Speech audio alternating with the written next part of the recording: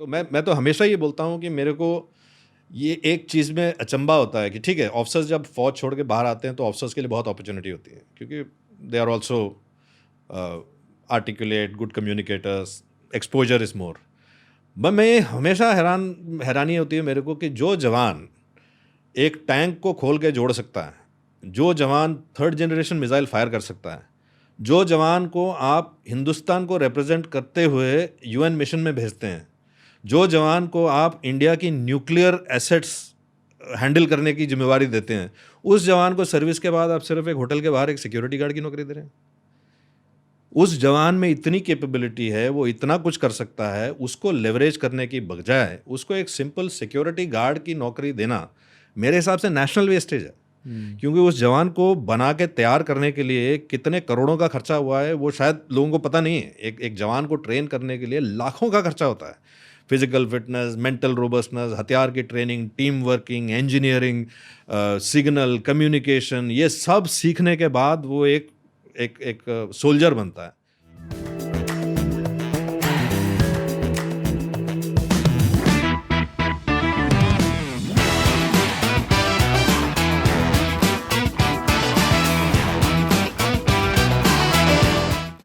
Captain Raghuraman the Ranveer show Hindi में आपका स्वागत है। बहुत बहुत शुक्रिया दोबारा बुलाने के लिए। सर, हमारा जो पहला एपिसोड हमने साथ में किया, इंग्लिश एपिसोड, वो बहुत बड़ा हिट बन गया। बहुत लोगों ने आपके आर्मी के एडवेंचर के बारे में बहुत कुछ सीखा। इस एपिसोड में भी आर्मी की बातें करेंगे, बट थोड़े से अलग नज़रिए से। आपने ऑफलाइन इस रिकॉर्डिंग के पहले मुझसे ये कहा था कि एसएसबी एग्ज़ाम एक बहुत ही स्पेशल टाइप का एग्ज़ाम होता है, आपको खुद के बारे में बहुत ज़्यादा सीखने को मिलता है। तो आई एम श्योर कि जो भी आपके आर्मी के एक्सपीरियंसेस हुए थे, आपने उन एक्सपीरियंसेस को लेकर अपने कॉर्पोरेट करियर में भी अप्लाई किया। बट मैं एसएसबी को स्पेसिफिकली हाईलाइट करना चाहूँगा कि आपने वहाँ से क्या सीखा, आप प्रिपेयर कैसे कर सकते हो उस एग्ज़ाम के लिए, और मतलब उस एग्ज़ाम की वो क्या देन है जो आपके साथ आज तक भी आप मतलब पकड़ के चल रहे हो उस एग्ज़ाम की देन को। सो फर्स्टली रणबीर, बहुत बहुत शुक्रिया as I said to invite me again और इस बार हिंदी के शो में कुछ अलग से। तो ये मैंने पिछले एपिसोड में भी थोड़ा सा टच किया था इसको कि फ़ौज को ज्वाइन करने के तरीके क्या हैं, और उसमें जो अहम स्टेप होता है वो एक रिटन एग्ज़ाम होता है। रिटन एग्ज़ाम के बाद सर्विसेज सिलेक्शन बोर्ड, एसएसबी का full form services selection board, ये एक कॉमन बोर्ड होता है। इसमें एनडीए के स्टूडेंट्स, एनडीए के जो कैडेट्स हैं, उम्मीदवार हैं, वो भी जाते हैं। जो ग्रेजुएट्स होते हैं, जैसे डायरेक्ट एंट्री हम बोलते हैं, वो भी जाते हैं। जो टेक्निकल ग्रेजुएट्स हैं वो भी जाते हैं। ये एक टेस्ट है जिसमें वो ये देखना चाहते हैं कि इस कैंडिडेट में या इस कैडेट में ऑफिसर लाइक क्वालिटीज़ हैं कि नहीं। ये ऑफिसर लाइक क्वालिटीज़ कॉम्प्लेक्स एक कॉम्बिनेशन है, और इसमें साइकोमेट्रिक टेस्टिंग होती है। आपको कई इमेजेस दिखाए जाते हैं, आपको सिचुएशंस पेंट किए जाते हैं, उस सिचुएशंस का आपको रिस्पांस देना होता है, तुरंत से रिस्पांस देना होता है। सर, वो कॉम्बिनेशन में क्या क्या होता है? हाँ, तो क्या क्या ढूंढते हैं? इनिशिएटिव डेफिनेटली कि इनिशिएटिव, अगर कोई ऐसा हादसा हो जाता है आपके सामने जिस हादसे के 2-3 स्टेप्स हो सकते हैं, आप इस साइड भी जा सकते हैं, इस साइड भी जा सकते हैं, आप कौन सा साइड चूज़ करोगे, इंट्यूटिवली क्या चूज़ करोगे, आपकी डिसीजन मेकिंग आपकी डिसीजन मेकिंग किस किस्म की है, क्या वो पॉजिटिव डिसीजन मेकिंग है, नेगेटिव डिसीजन मेकिंग है। कई लोग ये समझते हैं कि लड़ाई में या आर्मी में एक लीडर को हमेशा एग्रेसिव रहना होता है। वो गलतफहमी है। कई बार ब्रेवरी, जो बहादुरी होती है, वो बहादुरी गोली चलाने में नहीं होती है, वो गोली ना चलाने में होती है कई बार। So does that person have, उसमें वो एक रिजर्व है क्या कि वो अपने आप को रेस्ट्रेंट कर पाए, पैनिक ना हो, हालांकि दिल में डर हो लेकिन वो डर दिखाए ना। ये भी ज़रूरी है। हर एक लीडर को कभी ना कभी तो डर लगता है, लेकिन उसको वो डर को कंट्रोल करके रखना। कहते हैं कि मतलब बहादुर और एक कवर्ड में यही एक फ़र्क है कि बहादुर आदमी अपने डर को एक 5 मिनट और कंट्रोल कर लेता है। तो ये सब चीज़ें उसमें टेस्ट होती हैं। और ग्रुप के साथ कैसे काम करते हैं, क्या वो ग्रुप के जो ग्रुप टास्क एक दिया जाता है जिसमें 6-7 लोगों को मिलकर एक काम करना पड़ता है, उसमें वो देखते हैं कि कौन उस ग्रुप में ऐसा है जो बाकियों के साथ काम करने में उनको फैसिलिटेट करता है। वो सिर्फ अपने आप को आगे दिखाने की कोशिश नहीं करता है, या आई स्पेशलिस्ट जैसे हम बोलते हैं आर्मी में, आर्मी को आई स्पेशलिस्ट पसंद नहीं है, क्योंकि जो आई जो मैंने किया है वो हमने किया है, हम कर सकते हैं ये, तो दैट स्ट्रेस ऑन हम rather than team player. team player, not only team player but in many cases team builder. Okay उसको टीम बनानी पड़ेगी। हो सकता है वो टीम में 4-5 ऐसे लोग हों जो पर्सनली एक दूसरे से जिनकी बनती ना हो, लेकिन जब ये लीडर उनका बन जाता है वो इनके साथ मिल के काम करने को तैयार हों, तो इस किस्म की क्वालिटीज उसमें टेस्ट होती हैं। और जनरल नॉलेज, अपना awareness level, your bearing, confidence, कितने कॉन्फिडेंस से आप जवाब देते हैं सवालों का। मुझे याद है, मैं आपको बताता हूँ, तो मेरा जो एसएसबी हुआ था भोपाल में हुआ था, और ये भोपाल में जो गैस ट्रेजेडी हुई थी उसके 2-3 साल के बाद हुआ था, मतलब that was still recent in memory, मेरे को याद है। तो जब मेरा एसएसबी बाकी जीटीओ वगैरह ख़त्म हुआ, उसके बाद जब वो सवाल पूछा वो पैनल में, अच्छा कहाँ रहते हो, कहाँ के रहने वाले, मैं कहा दिल्ली का रहना, तो सवाल पूछा कि कुतुब मीनार कौन से साल में बना था।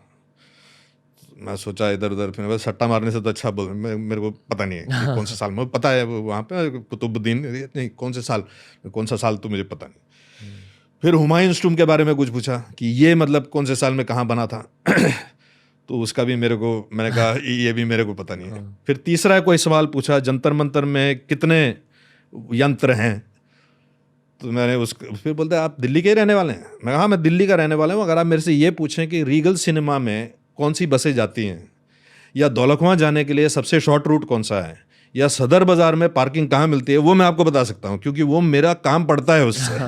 अब हुमायूं ने क्या किया जंतर मंतर में, इसका मेरे को मतलब, now the point was it was not the right answer. जो सवाल था उसका जवाब वो नहीं ढूंढ रहे हैं, वो ये ढूंढ रहे हैं कि अगर मुश्किल सिचुएशन हो तो आप अपने आप को मुश्किल सिचुएशन से कैसे निकाल सकते हैं। They are looking for your ability to extricate, कि किसी दिक्कत में से या किसी सिचुएशन में से आप अपने आप को या अपनी टीम को कैसे निकाल पाते हैं, या कैसे उसमें से एक ऑल्टरनेटिव ढूंढ पाते हैं, वो ये देख रहे हैं। वो अगर मैं उनको तीनों सवाल शायद सही जवाब दे देता, हो सकता है उसका कोई असर नहीं होता, लेकिन जो सवाल का जवाब मुझे नहीं मालूम, उस वक्त नहीं मालूम है, उस जोन में जब मेरे पास फुल इंफॉर्मेशन नहीं है, मैं कैसे डिसीजन लेता हूँ, ये वो चीज़ें टेस्ट करते हैं। सो मैं कई अपने दोस्तों को बोलता हूँ, दोस्तों के बच्चों को भी बोलता हूँ, आपके एज के कई लोग हैं उनको बोलता हूँ कि यू शुड ट्राई इट, एक बार देखना चाहिए, और क्या पता अगर एसएसबी क्लियर हो जाए, वो माहौल आपको पसंद हो, वो पूरा आप होता भी ये आर्मी के कैंप में होता है, आपको अगर वो पसंद आया, हो सकता है you want to give it a shot, हो सकता है आप और न भी आप ज्वाइन करें। एक ये एक्सपीरियंस जो एसएसबी का है, ये आपको एक ऐसा अपने दिमाग का, अपने जहन का ऐसा एक एमआरआई देगा जो कोई और इंटरव्यू में नहीं होता।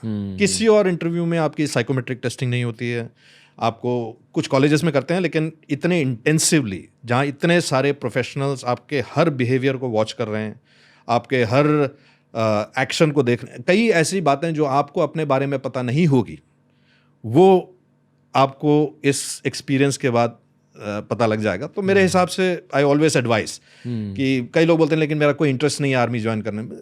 इंटरेस्ट, आप उस सफ़र में जाना शुरू, आर्मी जो पिक्चरों में दिखाते हैं वो थोड़ी होती है। आर्मी आप जब उस सफ़र में जाना शुरू करेंगे, माहौल में जाएंगे, वहाँ का राशन खाएंगे, तो आपको पता लगेगा कि कोई एक अलग दुनिया है। वो दुनिया को चखने के बाद अगर फैसला किए नहीं जाना चाहता, that is a different issue. So I normally encourage young boys and girls to try that at least once. Sir पिछले एपिसोड में मैंने आपसे ये पूछा था कि आर्मी की रियलिटी क्या होती है, फिर आपने यही कहा कि मूवीज़ नहीं देखनी चाहिए आर्मी की, पर आपने एक मूवी के बारे में बात किया था जिसका नाम था सेविंग प्राइवेट रायन, और फिर मैंने जाकर वो मूवी देखी और वो काफ़ी ज़्यादा इंटेंस मूवी थी। आपने कहा कि उस मूवी में असली कॉम्बैट दिखाया गया है, पर आप कोई एक और मूवी रेकमेंड कर सकते हो या कोई बॉलीवुड मूवी रेकमेंड कर सकते हो हमारे ऑडियंसेस के लिए, जिससे आर्मी की एक झलक मिल जाए? देखिए, किसी भी सब्जेक्ट को जब पिक्चर बनती है, उसकी कहानी लिखी जाती है, तो वो दो पहलू से की जा सकती है। एक पहलू जो आपको एक्यूरेसी दिखाए, और एक पहलू जो आपको एंटरटेन करे। आमतौर डायरेक्टर कोशिश ये करते हैं कि इसकी कुछ कॉम्बिनेशन कर लें, that is why it's loosely based on real events, loosely based on, but एक फिल्म प्रोड्यूसर या डायरेक्टर का जो प्राइमरी मोटिव है, वो प्राइमरी मोटिव एजुकेशन नहीं है, वो प्राइमरी मोटिव है एंटरटेनमेंट, अनलेस वो डॉक्यूमेंट्री फिल्म मेकर है या कोई डॉक्यूमेंट हो रहा है उसके बारे में, उस ऑपरेशन के बारे में। तो अगर आप बॉलीवुड फिल्म्स, कमर्शियल फिल्म्स देखेंगे तो वो कमर्शियल फिल्म्स में हमेशा हीरो 15 गोलियां लगेंगी, उसको कुछ नहीं होगा, हमेशा विलन की हार होगी। ये नॉर्मल रियल लाइफ में ऐसा नहीं है। रियल लाइफ में ना हीरो होता है ना विलन होता है, दो अलग फौज एक दूसरे के ऊपर हमला कर रहे हैं, लड़ाई कर रहे हैं, दोनों अपने देश के लिए लड़ रहे हैं। तो उसमें ऐसा कुछ नहीं कि एक फौज ने, जैसे बॉब डिलन का एक बहुत पुराना गाना है कि God is on our side, so हर फौज को ये बताया जाता है कि God is on your side. So but if you have to see, Hindi फिल्मों में प्रहार एक फिल्म थी जो बहुत पहले आई थी, नाना पाटेकर की थी। उसमें बेलगांव में सेटिंग है जहाँ पे कमांडो स्कूल है, उसमें कुछ दिखाया गया है फौज के बारे में जो एक्यूरेट है। और कुछ पुरानी पिक्चरें हैं जो 71 वॉर के ऊपर बनी थी, और उन पिक्चरों में मेरे हिसाब से थोड़ा बहुत फौज के बारे में एक्यूरेट दिखाया गया, बट वो फौज भी अभी वो फौज नहीं रही। अभी जो फौज है वो बहुत ज़्यादा मैकेनाइज्ड है, बहुत ज़्यादा इसमें टेक्नोलॉजी है, there is a lot of new equipment, but in terms of realism, अगर आप लड़ाई क्या होता है, कॉम्बैट क्या होता है, वो देखना चाहेंगे तो मेरे हिसाब से अभी भी हॉलीवुड की जो फिल्में हैं वो इसको ज़्यादा एक्यूरेटली सॉर्ट ऑफ पोर्ट्रे करती हैं।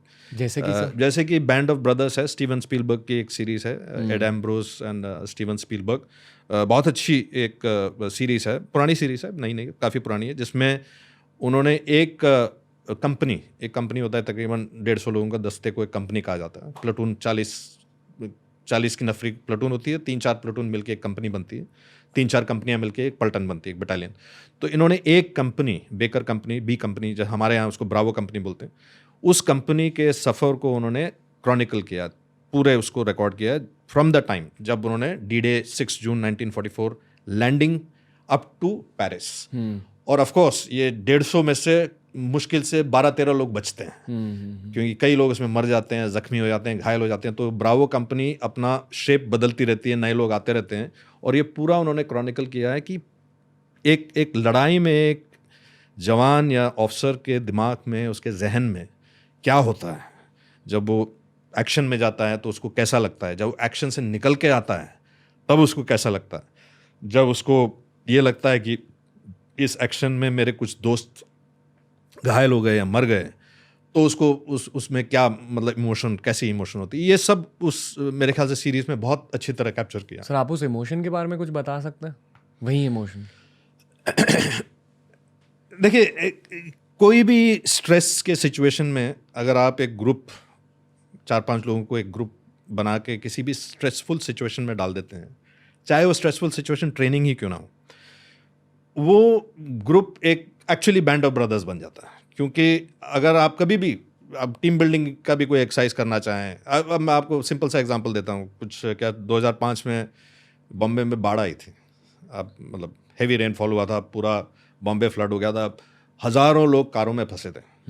अब जो लोग एक कार में, एक टैक्सी में शेयरिंग करते हुए फंस गए वेस्टर्न एक्सप्रेस हाईवे में 6 घंटे के लिए, 7 घंटे के लिए, उनकी जो दोस्ती बनी हो 6-7 घंटे में एक दूसरे के साथ, जो उनका अच्छा क्या, या जैसे हम पुराने टाइम पे ट्रेन में सफ़र करते थे, 2-2, 3-3 दिन के सफ़र होते थे, तो आप जिस कूपे में बैठते थे और 4-5 लोगों के साथ आप बैठते थे, जब 2 दिन के बाद ट्रेन से उतरते थे तो उनका एड्रेस, फ़ोन नंबर, ये वो मिलाप, all of that used to happen. क्यों? क्योंकि एक ट्रॉमा आपने एक साथ शेयर किया है।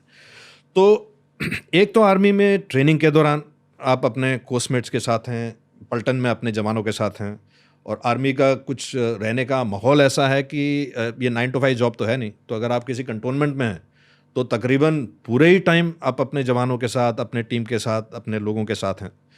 और उसके बाद अगर आप किसी ऑपरेशन में या हादसे में भी, कई बार हादसे हो जाते हैं, जैसे सियाचिन में कभी ग्लेशियर का अवलांच हो गया, या कोई क्रेवस में गिर गया, या टैंक जब लोडिंग हो रही है तो टैंक के लोडिंग के टाइम पे टैंक गिर गया, कई हादसे, माइन ले करते वक्त माइन ब्लास्ट हो जाते हैं, फायरिंग के टाइम पे हादसे हो जाते हैं। तो it may not be necessarily an operation but rescue. कितनी बार हमारे जवान जो लैंडस्लाइड, अर्थक्वेक, फ्लड रेस्क्यू के लिए जाते हैं, वो खुद उस रेस्क्यू अटेम्प्ट में घायल हो सकते हैं, मर सकते हैं। तो इन किसी भी हालात में अगर आपको अपना एक blood brother, band of brothers में से एक या तो घायल हो जाता है या वो जो इमोशन है वो एक एक्चुअल ब्रदर के लॉस की इमोशन है। It is not a colleague, it's not a work colleague, वो फैमिली जैसे it is family. Because you actually अगर आप हिसाब लगाओ तो एक जवान नॉर्मली जो मान लीजिए 19-20 साल की उम्र में फ़ौज में भर्ती होता है और मान लो 20 या 25 साल काम करेगा, वो 20 सालों में वो अपने घर 2 महीने की एनुअल लीव मिलती है और 20 दिन की कैजुअल लीव ऑथराइज है। आजकल के माहौल में पूरी छुट्टी कभी मिलती नहीं है, लेकिन मान लो अगर उसको पूरी 80 दिन की भी छुट्टी मिलती हो हर साल, 80 दिन 365 दिनों में से वो अपने गांव जाएगा और बाकी 208 दिन वो अपने यूनिट में रहेगा। तो अगर आप 20 साल का कैलकुलेशन करोगे आपको पता लगेगा उसका एक्चुअल घर कहाँ है, जहाँ वो अपने लाइफ के जो प्राइम ईयर्स हैं वो उसने कहाँ बिताए हैं। और फिर आपको अंदाज़ा होगा कि उसका ये घर है, वो परिवार है, वो भी एक घर है, लेकिन उसका मेन घर जहाँ पे वो अपना सारा वक्त बिता रहा है, जहाँ पे वो हर किस्म का अपना इमोशन जो डिस्प्ले कर रहा है, अपना उसका जो बड़ी है वो जानता है कि ये इसके क्या दिक्कत हैं, इसके फैमिली में क्या प्रॉब्लम है, फाइनेंशियल प्रॉब्लम क्या है, दिस इज़ द बॉन्ड। और ये बॉन्ड में अगर एक उसमें से किसी का हादसा हो जाता है या कोई मर जाता है तो obviously it is like a loss of a personal brother. That is the brotherhood. And again जब मैं लफ्ज़ यूज़ करता हूँ brotherhood, it's not gender specific, it is more to describe the camaraderie. That is the camaraderie. And I think that is a very very strong emotion. That is also the positive emotion. That is why again ये तो मतलब legendary इन army की many times to recover a dead body. एक हमला हुआ, हमले में कुछ लोग घायल हो गए, कुछ लोग मर गए, उनके डेड बॉडी को रिकवर करने के लिए दूसरा ऑपरेशन लॉन्च होता है। Now if you ask any corporate leader कि आपके 6 लोग तो मर गए हैं, अब वो डेड बॉडी को खींच के लाने के लिए आप एक और ऑपरेशन रिस्क कर रहे हो, उसमें हो सकता है 15-20 लोग और मर जाएं। तो मरे हुए आदमी के बॉडी को लाने के लिए आप जिंदा आदमी को क्यों रिस्क पे डाल रहे हो? But that philosophy in the army is we will never leave him behind, चाहे वो कम वॉट में, लेकिन we will bring that body behind, will bring it with us, we will never leave it behind. तो this is the philosophy जो एक जवान को वो एक हौसला देती है कि चाहे कुछ भी हो जाए, चाहे मैं ज़ख्मी हो जाऊं, चाहे मैं मर जाऊं, लेकिन मेरे को मेरे घर तक पहुंचा दिया जाएगा। तो I think that is the camaraderie on which it is built. And of course whenever that breaks there is also a lot of emotion. Sir एक युवा इंडियन को आर्मी ज्वाइन क्यों करना चाहिए अपने खुद के लिए, पर्सनल लेवल पर बात की जाए तो? ये सवाल काफ़ी टाइम काफ़ी लोग मेरे से पूछते हैं और आपने भी पिछले एपिसोड में एक अलग तरीके से पूछा था। तो मतलब मेरा जवाब वो देशभक्ति और देश की सेवा is not necessarily my answer. अगर आप एक बैंक में एक अच्छा काम कर रहे हैं, आप एक अच्छे सिटीज़न का काम कर रहे हैं, वो भी नेशनल सर्विस है, ऐसा नहीं है कि वो नेशनल सर्विस नहीं है। लेकिन for a young person 2-3 reason हैं। पहला रीज़न ये है कि ये ही एक पेशा है जिसमें आपके हाथों में 40, 150, 300, 600 लोगों की ज़िंदगी आपके हाथों में। आप जब एक डिसीजन लेंगे तो ये कोई क्वार्टर प्रॉफिट नहीं है या क्वार्टर का लॉस नहीं है या market share gaining, market share losing नहीं है। ये एक्चुअली लाइफ एंड डेथ की बात है। इन इंडिविजुअल्स के लिए लाइफ एंड डेथ की बात है और इंडिया के लिए टेरिटरी की बात है। सो जो इंडिया का हम नक्शा सीखते हैं स्कूल में, वो नक्शा ये लोग बनाते हैं ज़मीन पे और ये लोग इंश्योर करते हैं कि वो नक्शा ज़मीन पे सेफ है। तो अगर यहाँ मिस्टेक हुआ तो ये लॉस ऑफ मार्केट शेयर नहीं है, loss of physical countries territory है। So that is the importance. दूसरा, जो किसी भी आर्मी या किसी भी एयरफोर्स या किसी भी नेवी में जो लोग जाते हैं, यंग लोग जाते हैं, उनका जो एक्सपोजर होता है टेक्नोलॉजी का, मतलब आपके जो फाइटर प्लेन्स हैं, जो करोड़ों के फाइटर प्लेन्स हैं, 24 साल के पायलट्स उड़ा रहे हैं उनको, 24-25 साल के पायलट्स उड़ाते हैं। जो फाइटर पायलट्स हैं, इनकी एज अगर आप देखें तो they are in their 20s, right? At the age of 20, in your 20s to be given such a big responsibility.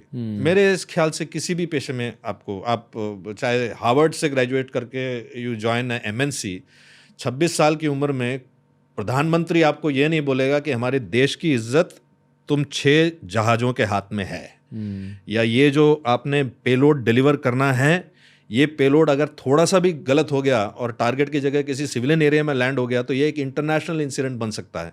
इतनी बड़ी जिम्मेवारी मेरे ख्याल से किसी भी प्रोफेशन में उस एज में मेरे हिसाब से शायद मुश्किल है। और उस जिम्मेदारी की वजह से आपकी खुद की एवोल्यूशन होती है। खुद की एवोल्यूशन होती है, खुद की हम हर एक इंडिविजुअल को ये एक लेवल जो उसने कभी पहले रीच नहीं किया, वो लेवल के लिए अटेम्प्ट करना पड़ता है।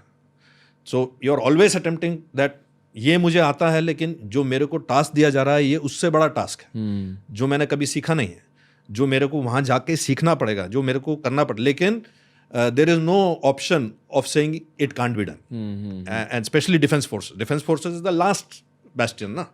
जब कॉमनवेल्थ में आपका ब्रिज टूट जाता है और पूरी मतलब दुनिया उसको देख रही है, अगले दिन वो आने वाले हैं वहाँ पे, तो आप किसके पास जाते हैं? आप फोर्सेस के पास जाते हैं कि अब आपको ही कुछ करना पड़ेगा। तो वो जो लास्ट रिजॉर्ट जो है, उस लास्ट रिजॉर्ट में ये नहीं हो सकता का कोई ऑप्शन ही नहीं है, ऑप्शन ही नहीं है उसका।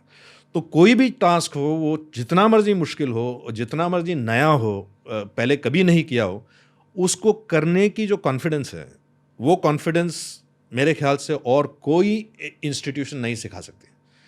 सो इफ़ एनीबडी सर्व्स, मान लीजिए 10 साल भी SS officer, short service officer बन के अगर वो फौज से बाहर निकलेगा, और मैं कई बार बोलता हूँ कि यूँ समझ लो कि वो किसी 20 माले के बिल्डिंग में ऊपर खड़ा है और ज़िंदगी, किस्मत उसको धक्का दे देती है नीचे, वो लुढ़क फुड़क के अपने पैरों पे ही गिरेगा, सर पे नहीं गिरेगा। क्योंकि फौज के माहौल में उसको इतना एक्सपीरियंस दिया जाता है, live experience, life and death experience, कि उसके बाद ऐसा कोई टास्क नहीं होना चाहिए जो हो सकता है फेल हो, ऐसी बात नहीं है। वो फौज से निकल के एंटरप्रेन्योरशिप ट्राई करे, उसमें फेल होंगे, ऐसा कुछ नहीं कि गारंटी कि उसके बाद हर चीज़ जो वो ट्राई करें वो सक्सीड होंगे। लेकिन उनकी जो सक्सीड करने की एबिलिटी है, जो कोर कॉम्पिटेंस है, वो मेरे ख्याल से इस इंस्टीट्यूशन से ज़्यादा कोई और इंस्टीट्यूशन नहीं सिखा सकती है। और युवा मैं इसलिए बोलता हूँ कि ये मौका अभी है। आप MBA तो 35 साल 40 साल की उम्र में भी कर सकते हैं। कई ऐसे कहानियाँ हैं, रे क्रॉक ने मैकडोनल्ड 50 साल की उम्र के बाद सेटअप किया। लेकिन फोर्सेस में एक एज का एक लिमिटेशन है। वो विंडो ऑफ अपॉर्चुनिटी में अगर आपने वो फैसला लिया तो आप जा सकते हैं। ऐसा नहीं हो सकता कि 35-40 साल के बाद अगर हाँ यार फौज में जाना चाहिए था, उस वक्त वो हो नहीं पाएगा। इसलिए आई से कि this is the time to try. Sir अक्सर हमें ये लगता है कि आर्मी में सिर्फ जंग करनी पड़ती है, मतलब सिर्फ वॉर के लिए जाना पड़ता है, पर आर्मी, नेवी, एयरफोर्स में अलग अलग काम होते हैं। तो आप उन अलग अलग चीज़ों को थोड़ा हाईलाइट कर सकते हैं कि क्या क्या रिस्पॉन्सिबिलिटीज़ होती हैं? तो पहली बात तो ये इसके ऊपर एक हमें पूरा एपिसोड करना चाहिए, क्योंकि काफ़ी इंटरेस्टिंग एरिया है और बहुत वाइड सब्जेक्ट है। और मैं इस वक्त सिर्फ आर्मी के बारे में बात करूंगा, क्योंकि एयरफोर्स और नेवी में बहुत सारे नुआंसेस हैं। लेकिन अगर आप आर्मी समझ जाएंगे तो एयरफोर्स और नेवी भी समझ जाएंगे। और and of course the real reason also is कि आई अंडरस्टैंड, मुझे आर्मी के ऊपर थोड़ी ज़्यादा पकड़ है। एयरफोर्स और नेवी, ऑफ कोर्स मेरे कई दोस्त वहाँ पे भी हैं और उनसे भी सर पहले डिवीजन कैसे होती है? हाँ, तो मैं आपको बताता हूँ। तो अगर आप किसी भी सेना को देखेंगे, किसी भी देश की सिक्योरिटी को देखेंगे, तो उसमें कई कंपोनेंट्स होते हैं। तो उसमें थल सेना, आर्मी, जो लैंड वॉरफेयर जिसको हम बोलते हैं, नेवल जो नेवी होती है, और वायुसेना जो एयरफोर्स होती है, ये तो 3 आर्म्स होते ही हैं। इसके अलावा इंटेलिजेंस आर्म्स होते हैं, जिनका काम यह है कि इंटेलिजेंट एक्सेस करना, इंटेलिजेंस के बारे में पता करना। उसमें भी अलग अलग डिविजन्स होते हैं, जो एक्सटर्नल इंटेलिजेंस देखते हैं, इंटरनल इंटेलिजेंस देखते हैं। लिसनर्स के लिए आप इंटेलिजेंस समझा सकते हैं? हाँ, इंटेलिजेंस मतलब जैसे किसी भी कंट्री को ये बहुत ज़रूरी है उसको पता रहना, उसको उनके लीडर्स को ये to have a complete picture कि हमारे नेबर्स क्या कर रहे हैं, हमारे दुश्मन क्या कर रहे हैं। एक मैं आपको उदाहरण दे रहा हूँ, एक बिल्कुल सिंपल सा। अगर मान लीजिए कि आपको किसी एक साल में पता लगा कि पाकिस्तान सडनली बहुत ज़्यादा विंटर क्लोथिंग खरीद रहा है इंटरनेशनल मार्केट से, और ये हमको इनपुट आता है कि हज़ारों के तादाद में वो विंटर क्लोथिंग खरीद रहा है, विंटर बूट्स, विंटर जैकेट्स, तो आपको ये अंदाज़ा होना चाहिए कि ये कुछ कारगिल, सियाचिन सेक्टर में इनका कोई प्रोग्राम है, क्योंकि इसीलिए ये लोग इसको खरीद रहे हैं, वरना इसका क्या कारण हो सकता है। तो ये intelligence provides this kind of early warning. या कुछ दस्ते हैं जिनको फॉरेन एजेंट्स आके उनको थोड़ा रिजेंटमेंट शुरू कर रहे हैं वहाँ पे, या कुछ बॉर्डर एरियाज में वो लोग कुछ सड़कें बना रहे या एयरफील्ड बना रहे हैं, तो उससे आपको पता लग जाएगा कि यहाँ पे कुछ मोबिलाइजेशन हो रहा है, उनका कोई इंटेंशन है। तो this is the basic, I mean I am giving very simple explanation, बहुत ही simplified explanation. There is very very sophisticated methods also, जिससे आप मतलब कंट्रीज कीप ट्रैक कि दूसरी कंट्री का न्यूक्लियर प्रोग्राम कहाँ तक पहुँच गया है, या वो कितने साल के अंदर अंदर न्यूक्लियर हो सकता है। तो ये इंटेलिजेंस का काम है। ये मैं आपको स्ट्रेटेजिक इंटेलिजेंस बता रहा हूँ। टैक्टिकल इंटेलिजेंस भी होती है कि हमारे पलटन के सामने कितने लोग हैं, या उनके पास जो टैंक है उसका कौन से इक्विपमेंट है, या कौन से ट्रूप्स हैं वहाँ पे, स्पेशल फोर्सेस हैं कि नॉर्मल हैं, ये सब टैक्टिकल इंटेलिजेंस में आता है। तो ये सब मिला के of course there is another area of nuclear जो मैं बात नहीं करना चाह रहा इस पर, बट ये सब औजार होते हैं, इंस्ट्रूमेंट्स होते हैं स्टेट सिक्योरिटी के। अब इसमें आर्मी अगर आप देखें, सिर्फ आर्मी को, तो आर्मी में भी दो ब्रॉड डिविजन्स होती हैं। एक हम बोलते हैं कॉम्बैट आर्म और एक होता है सपोर्ट आर्म। सो कॉम्बैट आर्म होता है जैसे कि इन्फेंट्री मतलब थल सेना, पैदल सैनिक, जो राइफल, जो पुराने ज़माने में तलवार भाले, और थल सेना जो मतलब पैदल सेना होती थी, उसको हम बोलते हैं इन्फेंट्री। आज के डेट में of course they have sophisticated weapons, sniper rifle, long range weapons, anti tank missiles, it's very sophisticated from even 20 years ago, but that is infantry तकरीबन फौज का आप समझ लीजिए बैकबोन माना जाता है। और तकरीबन 60-70% जो फौज होती है वो इन्फेंट्री ही होती है। दूसरा एक आर्म है जिसको हम कैवलरी बोलते हैं या आर्मर्ड कोर बोलते हैं, कवचित सेना, जो जिनके ऊपर कवच लगा हुआ है। अब ये भी ट्रेडिशनली घुड़सवार होते थे पहले, आपने देखा होगा पिक्चरों में, मतलब हमारे राजा महाराजा घोड़ों में तलवार लेके जा रहे हैं और कवच पहना हुआ है। उसी को आज के मॉडर्न इरा में they have been converted into tanks. तो व्हेन यू से कैवलरी घुड़सवार होते थे, उनको आज के डे में भी उन पलटनों को, उन रेजिमेंट्स को कैवलरी कहा जाता है, लेकिन अभी उनके पास टैंक्स हैं। और कई लाइट टैंक्स हैं, कोई हेवी टैंक्स हैं, कुछ ऐसे भी टैंक्स हैं जो पानी के ऊपर से जा सकते हैं, मतलब they can float over water. इन दोनों के बीच का एक दस्ता और है जिसको हम बोलते हैं मैकेनाइज्ड इन्फेंट्री, जो है इन्फेंट्री लेकिन उनके पास भी हल्के टैंक्स होते हैं जिनको हम बीएमपी बोलते हैं, इन्फेंट्री कॉम्बैट व्हीकल, जो इन्फेंट्री को अपने अंदर रख के टैंकों के साथ हमला कर सकते हैं। तो टैंक और इन्फेंट्री एक साथ मतलब they can go into operations and they can fight together. इसके अलावा आर्टिलरी तोप जो होते हैं, जो देवलाली में है, जब बुफोर्स वगैरह जो तोप होते हैं, इनका काम होता है कि ये जो एनिमी का इलाका है इसमें बमबारी करके उस एनिमी को लड़ाई से पहले ध्वस्त कर दें, या स्मोक स्क्रीन प्रोवाइड करें, या जैसे कभी कभी इंडो पाक बॉर्डर में होता है, अगर वहाँ से कुछ रेड बेड हुआ तो उसको जवाब देने के लिए यहाँ से आर्टिलरी फायरिंग होती है। और आर्टिलरी के गोले जो राउंड्स होते हैं वो 30, 35, 40 किलोमीटर तक जा सकते हैं। And artillery also has missiles. Missiles also have lot of ranges, short range से लेके long range तक। ये हो गया आर्टिलरी। इसके अलावा एक दस्ता होता है इंजीनियर्स। इंजीनियर्स के दो काम हैं, एक काम है ऑब्स्टिकल बनाना, दूसरा काम है ऑब्स्टिकल को तोड़ना। सो इंजीनियर का काम है कि अगर दुश्मन का दस्ता बहुत तेज़ी से आ रहा है और हमारी तैयारी नहीं हुई है, तो ब्रिज जो है वो ब्रिज को ब्लो अप कर देना। लेकिन अगर हम एडवांसिंग एनिमी और दुश्मन ने ब्रिज तोड़ दिया है, तो हमारा काम है तुरंत एक ब्रिज बनाना। और इन्होंने ही ब्रिज बनाया था कॉमनवेल्थ में, क्योंकि इन्हें आता है कि तुरंत लड़ाई के माहौल में। तो इंजीनियर्स का मैं सिंपली बहुत, इसके अलावा बहुत कॉम्प्लेक्स काम है, including in the areas of nuclear also वो लोग काफ़ी काम करते हैं। बट इंजीनियर्स का मेन काम ये है कि ऑब्स्टिकल बनाना और ऑब्स्टिकल तोड़ना, ब्रीच करना। तो ये मैं आपको थोड़ा सा, I am just covering very shortly. इसके अलावा जैसे मैंने आपको बताया था, सपोर्ट आर्म्स भी हैं। सपोर्ट आर्म्स में आते हैं सिग्नल्स का काम, as the word implies, communication, ये इनका काम है। बहुत ही कॉम्प्लेक्स काम है, क्योंकि फौज हमेशा मूव होती रहती है, और जब फौज मूव होती है तो हमारे पास कोई सेलुलर टावर वगैरह तो होते नहीं है। तो पूरा नेटवर्क जो है ये सिग्नल्स को लगाना पड़ता है और इसको स्टेज फॉरवर्ड करना पड़ता है। जैसे फौज मूव हो रही है वैसे उनको स्टेज फॉरवर्ड करना पड़ता है। Then you have the services corps, you have the ordnance corps. इनका काम होता है कि फूड, फ्यूल सप्लाई, क्लोथिंग, आम तौर पे लोग समझते हैं कि जंग बहादुरी से जीती जाती थी।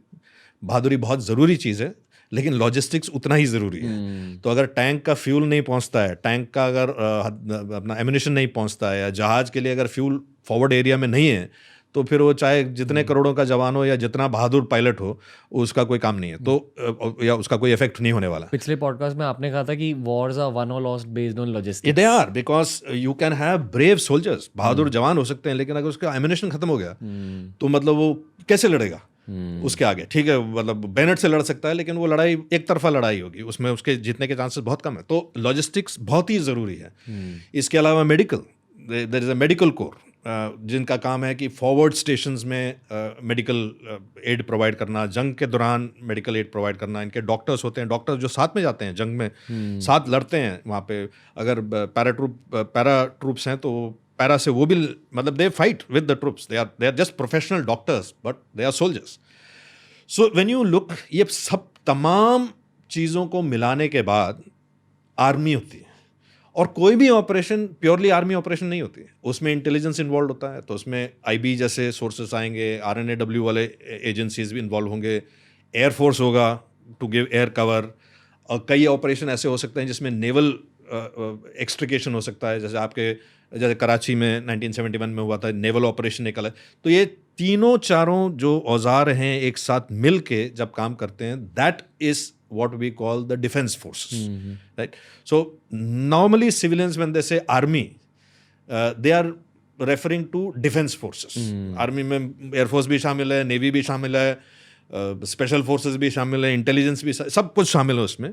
लेकिन जब आप इसके अंदर थोड़ा डीप जाते हैं तो आपको पता लगता है इसमें अलग अलग अलग अलग डिविजन्स हैं। तो आपका जो पहला सवाल था कि एक युवा वो फौज में जाके इंजीनियर भी बन सकता है, पायलट भी बन सकता है, क्योंकि हेलीकॉप्टर के पायलट भी फौज में होते हैं, वो डॉक्टर भी बन सकता है, मतलब डॉक्टर बन के भी जा सकता है वो फौज में, या डॉक्टर बनने से पहले एएफएमसी ज्वाइन करके डॉक्टर बन सकता है, signal specialist matter of fact ये जितने टेलीकॉम्स बने हैं शुरू से लेके अभी तक, एयरटेल शेयरटेल जितने कंपनीज आए हैं, इनकी सबकी नींव तो इंडियन आर्मी के सिग्नल्स के ऑफिसर्स ने रखी है, जो ऑफिसर्स और जवानों ने रखी है। जब वो फौज छोड़ के निकलते थे बाहर, इनको पता था सिग्नल्स में कैसे सेटअप करते हैं, सारा मतलब 20 साल पहले इन्होंने ही सेटअप किया। Most of the senior people you will see foundation has been laid by the army signals people. आपने एक और बहुत बढ़िया बात कही थी पिछले पॉडकास्ट में कि आर्मी टेन्योर के बाद आप एक बहुत हाई क्वालिटी टीम मेंबर बन सकते हो कोई भी टाइप के टीम में। एग्जैक्टली। तो मैं तो हमेशा ये बोलता हूँ कि मेरे को ये एक चीज़ में अचंबा होता है कि ठीक है, ऑफिसर्स जब फौज छोड़ के बाहर आते हैं तो ऑफिसर्स के लिए बहुत अपॉर्चुनिटी होती है, क्योंकि they are also articulate, good communicators, exposure is more. But मैं हमेशा हैरानी होती है मेरे को कि जो जवान एक टैंक को खोल के जोड़ सकता है, जो जवान 3rd जनरेशन मिसाइल फायर कर सकता है, जो जवान को आप हिंदुस्तान को रिप्रेजेंट करते हुए यूएन मिशन में भेजते हैं, जो जवान को आप इंडिया की न्यूक्लियर एसेट्स हैंडल करने की जिम्मेवारी देते हैं, उस जवान को सर्विस के बाद आप सिर्फ एक होटल के बाहर एक सिक्योरिटी गार्ड की नौकरी दे रहे हैं। उस जवान में इतनी कैपेबिलिटी है, वो इतना कुछ कर सकता है, उसको लेवरेज करने की बजाय उसको एक सिंपल सिक्योरिटी गार्ड की नौकरी देना मेरे हिसाब से नेशनल वेस्टेज है। क्योंकि उस जवान को बना के तैयार करने के लिए कितने करोड़ों का खर्चा हुआ है वो शायद लोगों को पता नहीं है। एक जवान को ट्रेन करने के लिए लाखों का खर्चा होता है। फिजिकल फिटनेस, मेंटल रोबस्टनेस, हथियार की training, team working, engineering, signal, communication, ये सब सीखने के बाद वो एक सोल्जर बनता है। ये सारी सिखलाई जो है ये आपके और मेरे टैक्स पेयर मनी से हो रही है। तो अगर आप देखें तो एक तरीके से भारतीय सेना या भारतीय defence forces is the most expensive academy.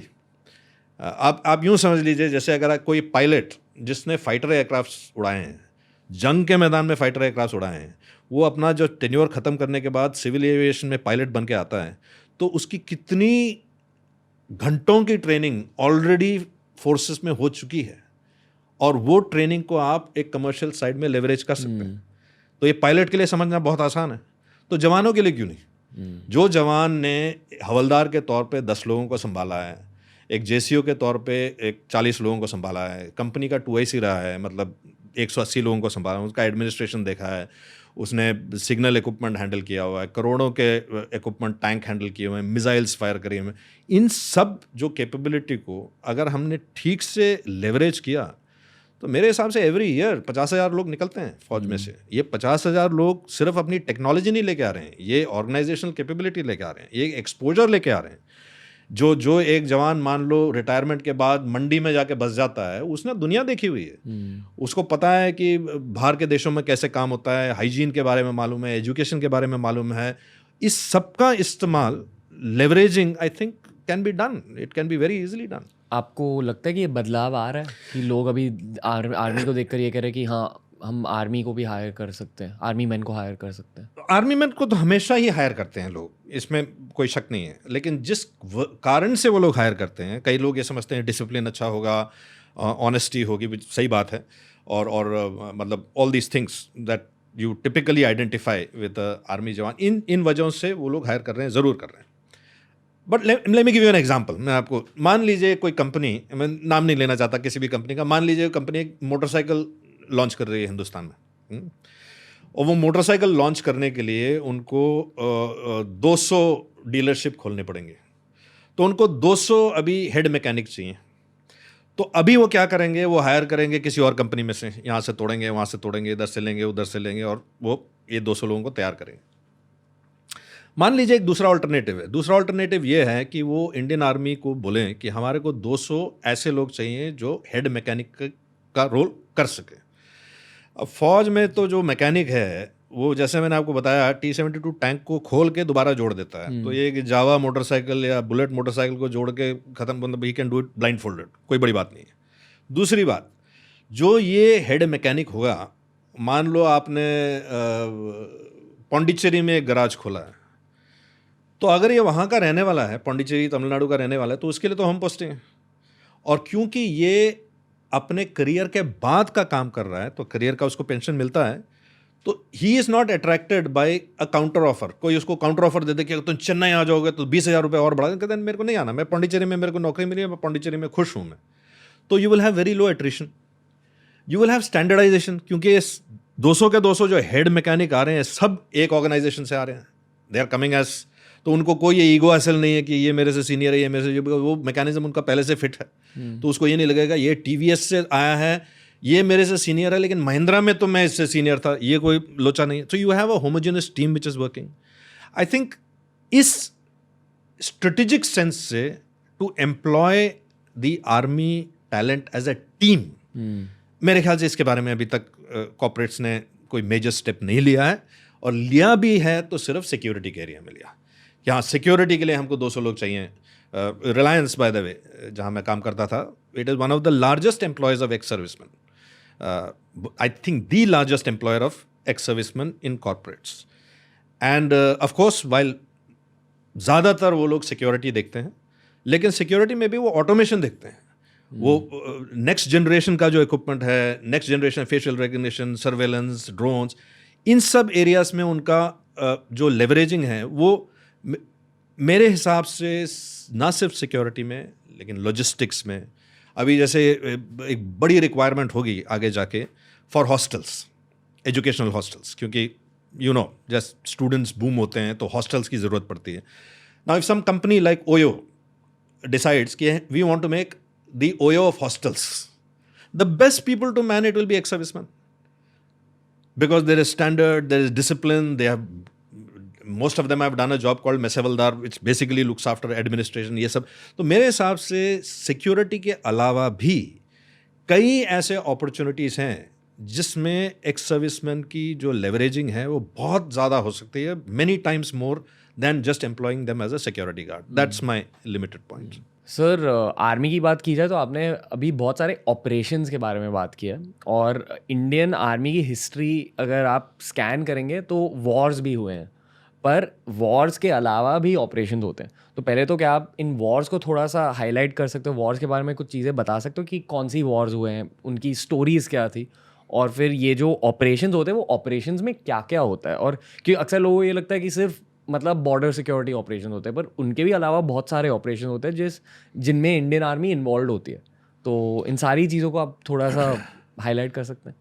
एक कुछ दिनों पहले एक यूट्यूब में एक वीडियो चल रहा था व्हाट्सएप में, नदन कमांड जो हमारी है JNK में, जो उस एरिया को देखती है, उनका एक एड टाइप था और वो टैगलाइन था फॉरएवर इन ऑपरेशंस। मेरे हिसाब से इंडियन आर्म्ड फोर्सेस के लिए टैगलाइन दुरुस्त है, it's forever in operations. Army का कोई ऐसा फेज नहीं होता है किसी भी, most countries in the world who are in conflict, you are always in operation. But if you have to count wars, तो firstly I will recommend to all the listeners कि उनको 2 किताबें पढ़नी चाहिए, बहुत ज़रूरी है। एक्चुअली 3 किताबें, पहली तो इंडियाज़ वॉर्स करके 2 किताबें हैं, ये 2 अलग ऑथर्स ने लिखी हैं।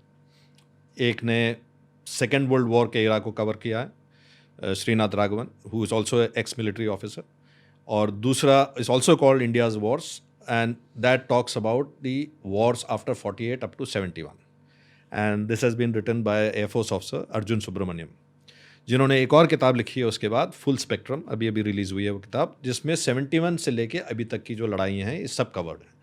मेरे हिसाब से हर एक इंडियन को ये किताबें पढ़नी चाहिए, क्योंकि हमको ये पता होना चाहिए, हमें एहसास होना चाहिए कि इस देश को बनाने में क्या लगा है, कितनी जानें गई हैं, किस तरीके से फोर्सेस ने, सिविलियंस ने इतने बड़े सैक्रिफाइसेस किए हैं, और किस तरीके से जो हम एक टेकन फॉर ग्रांटेड बोलते हैं कि हाँ अब आज़ादी है, डेमोक्रेसी है, हमारी कंट्री सुपर पावर है, उसको उस स्टेटस में लाने के लिए कितना मतलब खून बहा है, कितने लोगों ने अपनी जानें दी हैं, कितने परिवारों ने अपने फादर्स को खोया है, और क्या कीमत दी गई है। वो एक सिर्फ एक मतलब पेट्रियाटिक सेंस से नहीं, but also from a historical sense it is a very good, these 3 books are very good to read.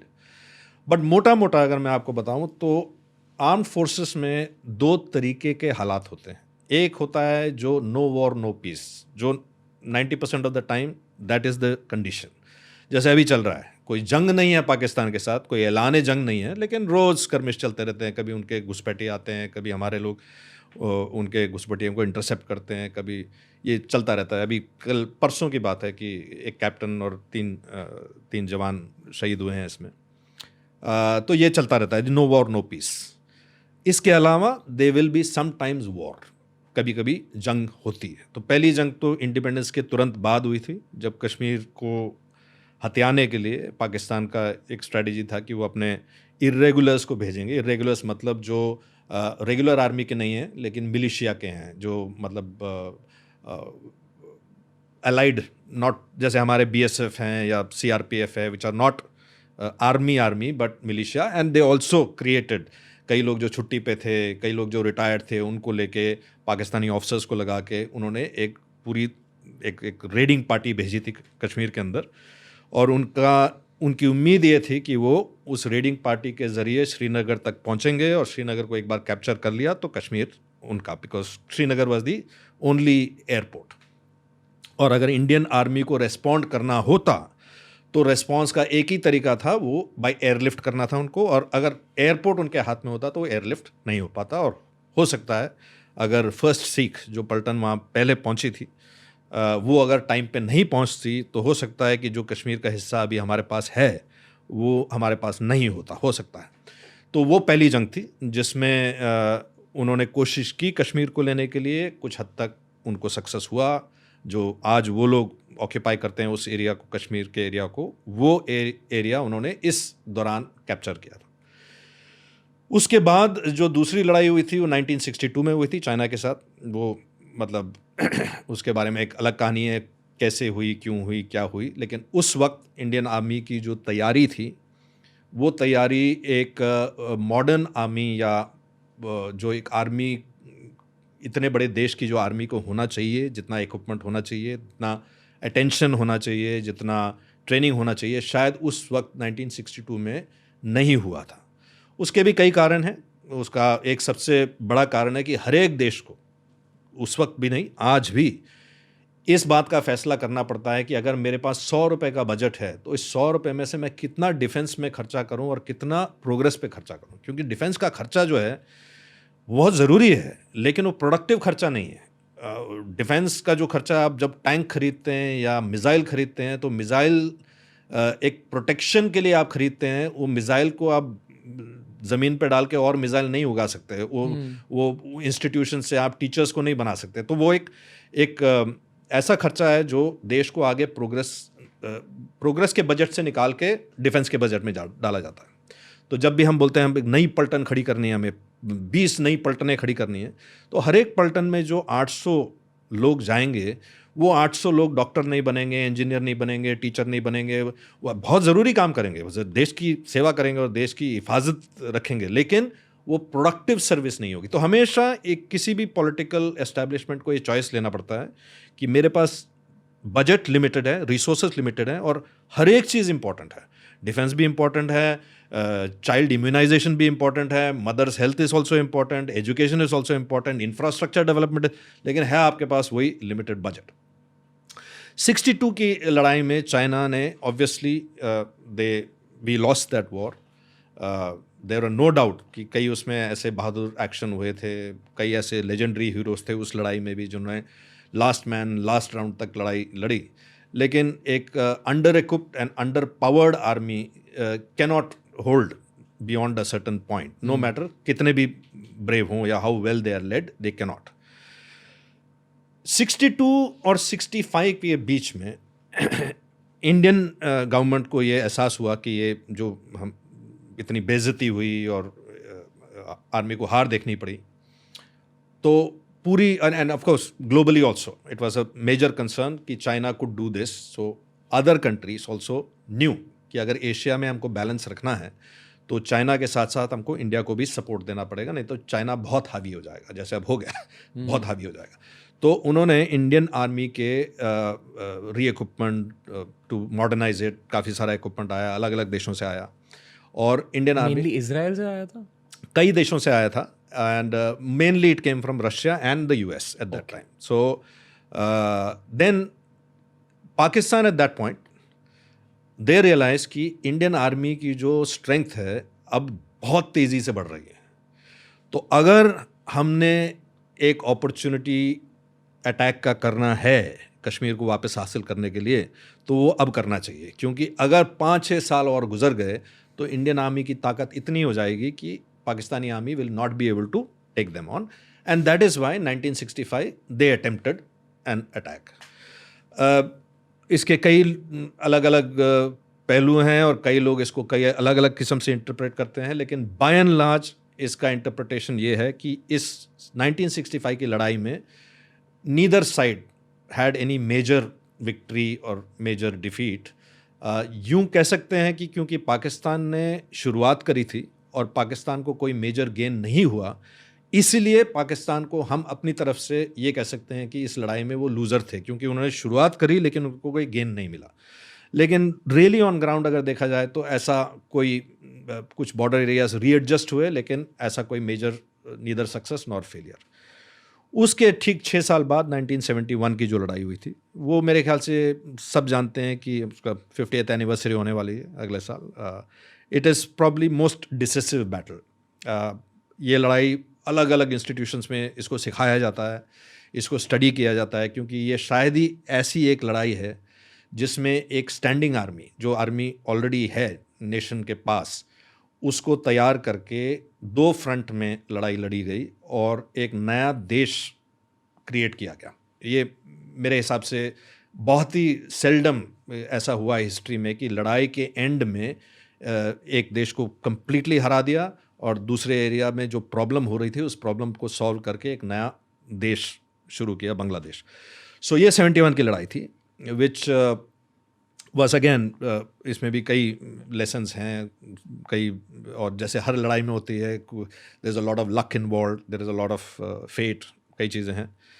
और उसके बाद of course the next one was in Kargil, और Kargil was again an attempt by Pakistan, successful attempt by Pakistan to destabilize the talks. तो कारगिल की लड़ाई हम हमेशा सिर्फ कारगिल तक सीमित रखते हैं, बोलते हैं कारगिल की लड़ाई हुई, उनके कुछ घुसपैठी आके बैठ गए पहाड़ के ऊपर और हमने उनको खड़े दिया इसलिए हम जीत गए।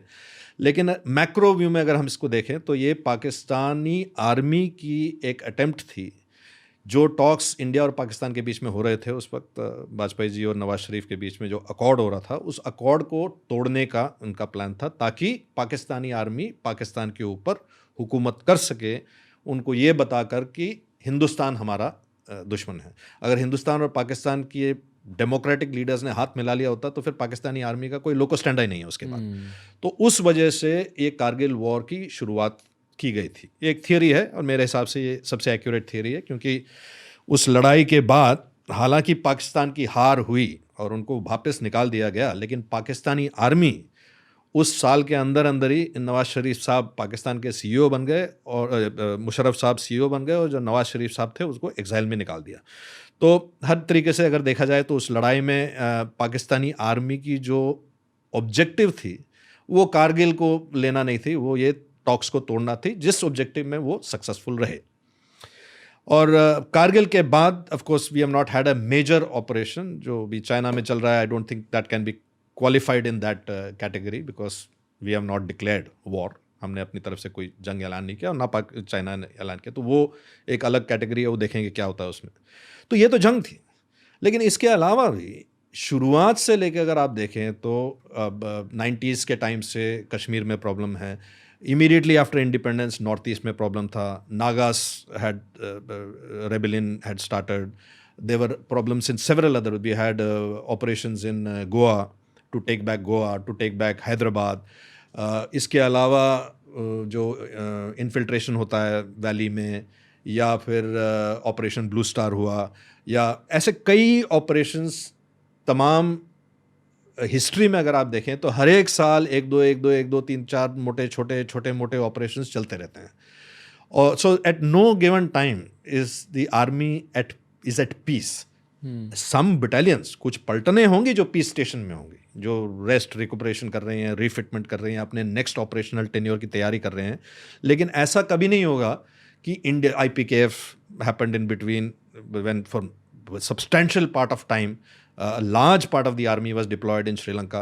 So these operations continuously happen in the army. तो ऐसा कभी नहीं होगा कि ये 2 साल के लिए कोई लड़ाई नहीं हुई। तो आजकल के माहौल में शायद ये लोग, हम लोगों को ये इस बात का इसको एक्सेप्ट कर लेना चाहिए कि अब से आगे लड़ाइयाँ पहले जैसे होती थी वैसे नहीं होंगी। ऐसा नहीं होगा कि चाइना हमारा दुश्मन होगा, क्योंकि चाइना के साथ हमारी लड़ाई कई फ्रंट में है। इकोनॉमिक फ्रंट में भी है, कई फ्रंट में हम उनसे इक्विपमेंट इंपोर्ट करते हैं जिसके बगैर कुछ नहीं चलेगा।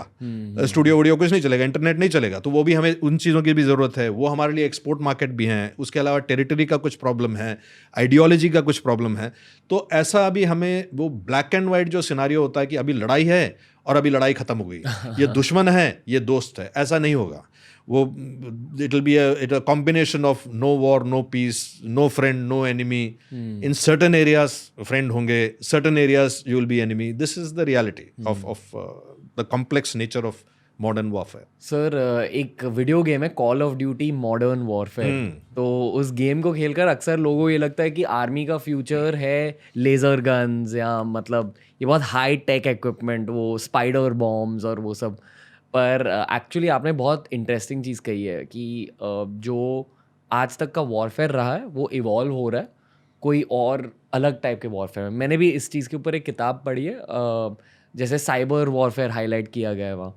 तो प्रैक्टिकली अगर मॉडर्न वॉरफेयर की बात की जाए तो क्या क्या चल रहा है दुनिया भर में आजकल? दुनिया भर की गवर्नमेंट्स क्या सोच रही है मॉडर्न वॉरफेयर के बारे में? मतलब अगर 2030 में वॉर होगी तो वो किस टाइप की वॉर होगी? 2030 तो बहुत दूर की बात है। मेरे हिसाब से अगर ह्यूमन काइंड थोड़ा अकल लगा के इवॉल्व करें तो 2030 में वॉर नहीं होनी चाहिए।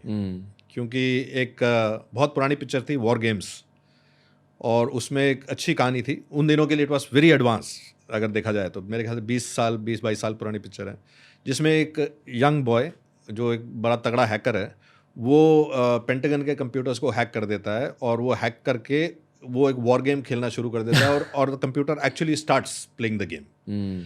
तो न्यूक्लियर लॉन्च तक शुरू हो जाती है बात। और उसके एंड में जो अच्छी पिक्चर आप देखनी चाहिए आपको, तो जब वो पिक्चर का एंड होता है, एंड में वो computer goes into a program loop, and वो हर एक जो जंग हुई है दुनिया में उस जंग के बारे में लिखता है और रिजल्ट लिखता है. India Pakistan no winner, India China no winner, US Russia no winner, Germany ने no winner. And it says in the end कि war is a very funny game, the only winning move is not to play. जंग एक बहुत ही अजीब किस्म का game है और इस गेम का एक ही जीतने का मूव है कि गेम शुरू ही मत करो. Right. So I hope by 2030 in your generation, when you come to that leadership level, you will realize that no war is ever won. You cannot win a war. You can win that battle and you can think you have won the war, लेकिन जो हारा है वो भी कभी नहीं छोड़ेगा और वो भी हमेशा कोशिश करेगा कि किसी न किसी तरीके से वो अपना जो व्यू पॉइंट है, अपनी आइडियोलॉजी है और अपना बदला है, जो भी है या अपनी ज़मीन है, वो हासिल करने की कोशिश करेगा. कोई मतलब ऐसा डिसिसिव वॉर बहुत बहुत कम है. और आगे जाके ऐसे वॉर, चाहे वो अमेरिका अफ़गानिस्तान के साथ लड़े, इतना बड़ा देश, इतनी बड़ी आर्मी, इतना बड़ा defence budget, fighting against nomads of Afghanistan, and में तो उनको बोरिया बिस्तरा बांध करके वापस जाना पड़ा. तो आगे के जो जंग हैं वो इस किस्म के जंग होंगे. It will be battle of attrition, कि which side can take more dead bodies, which side can do more casualties, which side can accept more casualties.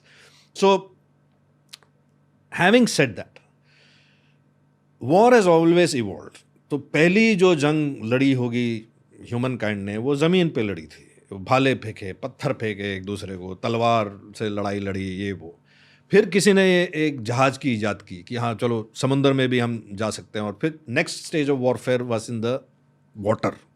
And major wars were fought, Battle of Waterloo between UK or France or Spain or Belgium for control of the colonies, and between pirates and all.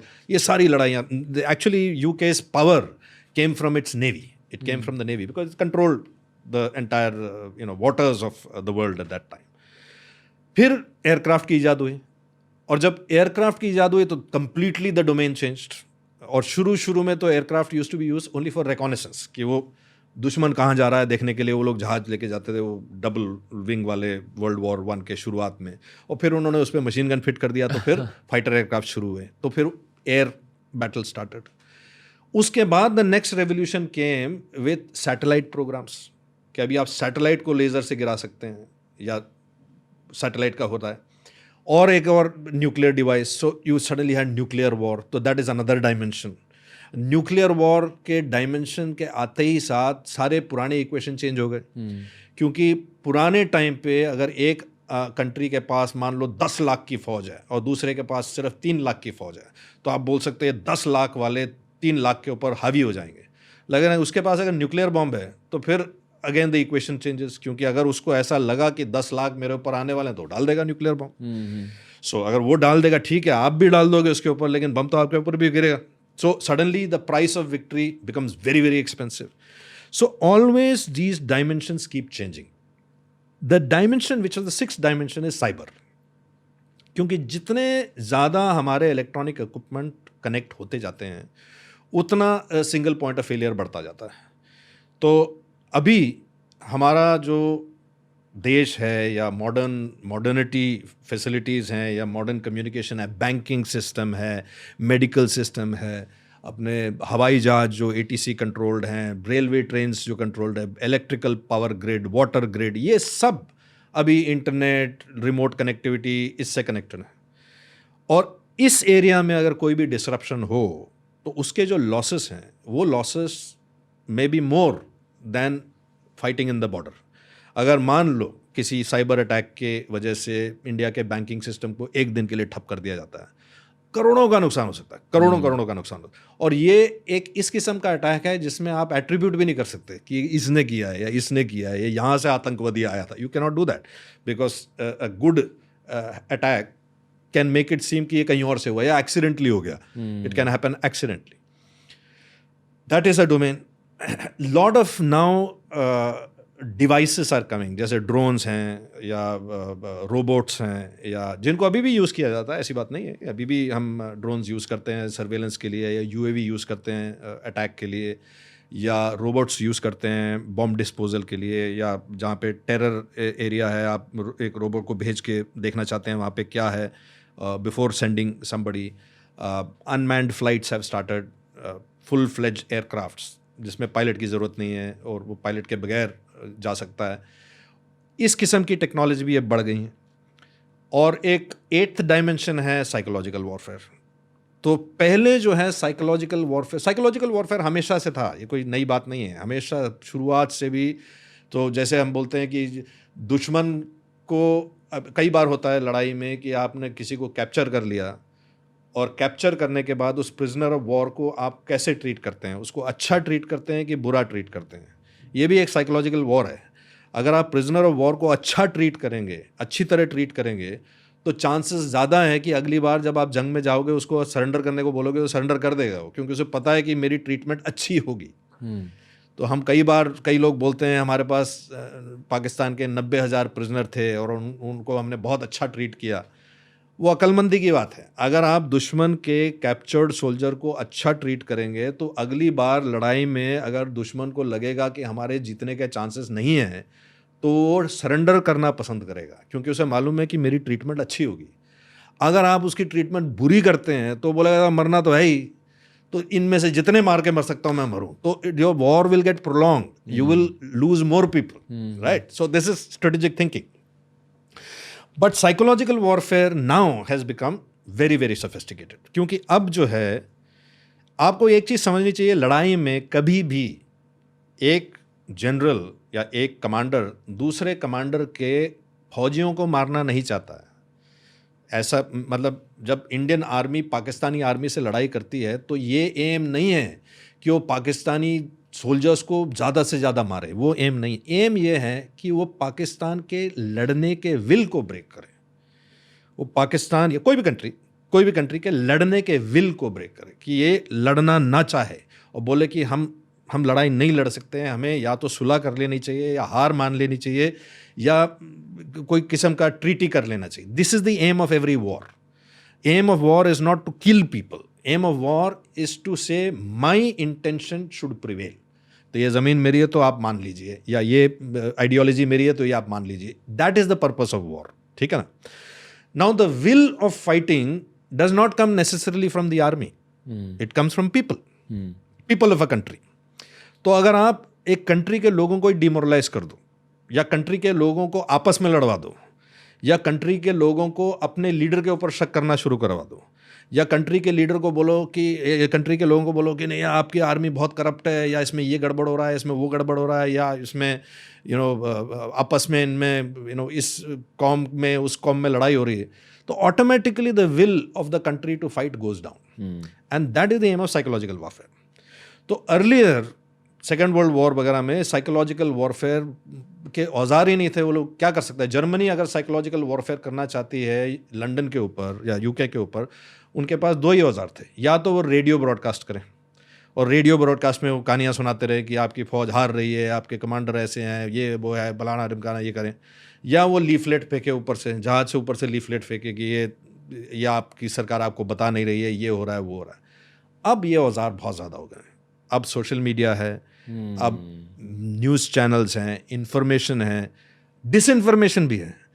जैसे हम बोलते हैं हमेशा, अगर किसी भी इंसान को पैरालाइज करना हो तो उसको कंफ्यूज कर दो. अगर उसको कंफ्यूज कर दोगे तो ना वो राइट को मुड़ेगा ना लेफ्ट को मुड़ेगा, वहीं खड़ा रह जाएगा.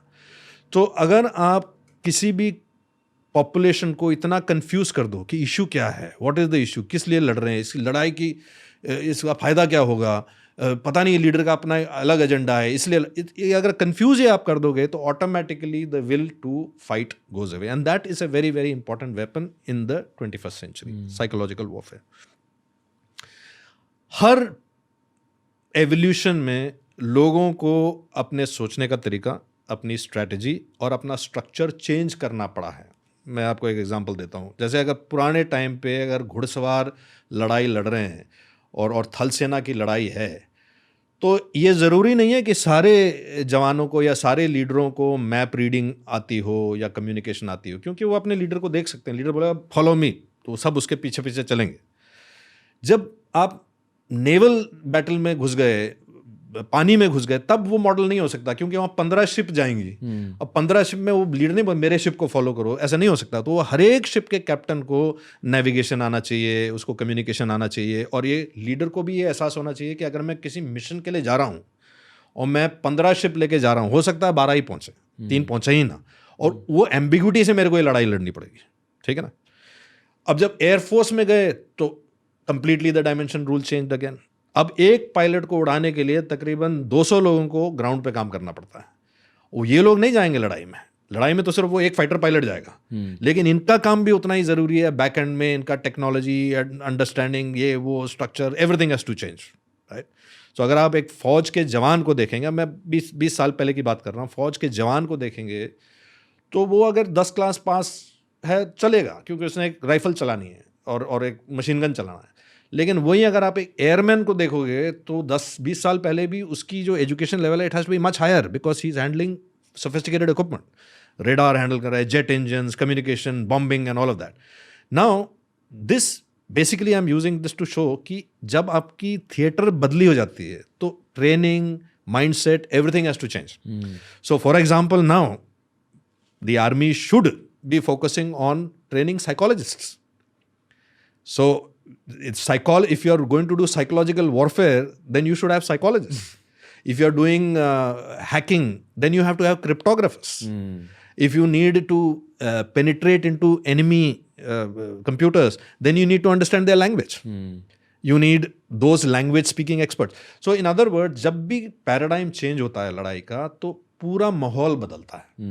सिर्फ हथियार नहीं बदलते हैं, लोगों का सोचने का तरीका बदलता है, स्ट्रेटजी बदलती है, इंस्टीट्यूशंस बदलते हैं, ट्रेनिंग प्रोग्राम बदलते हैं। और वन ऑफ द चैलेंजेस, ये सिर्फ भारत का चैलेंज नहीं है, दुनिया का चैलेंज है, ये बदलाव ऑफन उतने जल्दी नहीं होता है जितना जल्दी होना चाहिए। क्योंकि like any big establishment, आर्मीज also have their inertia कि वाई चेंज चल रहा है अभी तक। बहुत पुराना मुहावरा है कि generals are always fighting the last war. जो पिछली जंग उन्होंने जीती थी वो लड़ाई लड़ते हैं, वो अगली जंग नहीं लड़ते हैं। ये कुछ हद तक सही भी है, और सिर्फ हमारी फौज नहीं, दुनिया में। US was taken by surprise in 9/11। जब 9/11 हुआ तो यूएस इतनी बड़ी कंट्री, उन्होंने कभी सोचा भी नहीं था कि हमारे जहाज़ों को यूज़ करके एज अ बॉम्ब हमारे एसेट्स को डिस्ट्रॉय कर दिया जाए, कभी नहीं सोचा था उन्होंने। तो suddenly the paradigm had to change, everything had to change after that. So I think the future of war will be a combination of all of this. उसमें कुछ काइनेटिक ऑपरेशंस होंगी, कुछ बॉर्डर में स्कर्मिशेस होंगे, कुछ terror attacks होंगे internally, कुछ political miscreants will start something, psychological war होगा अलग से, साइबर वॉर होगा। ये पूरे का एक कॉम्बिनेशन होगा। और जो हम पुराने टाइम पे कहते थे फॉग ऑफ वॉर में कभी कुछ पता नहीं लगता कि हो क्या रहा है।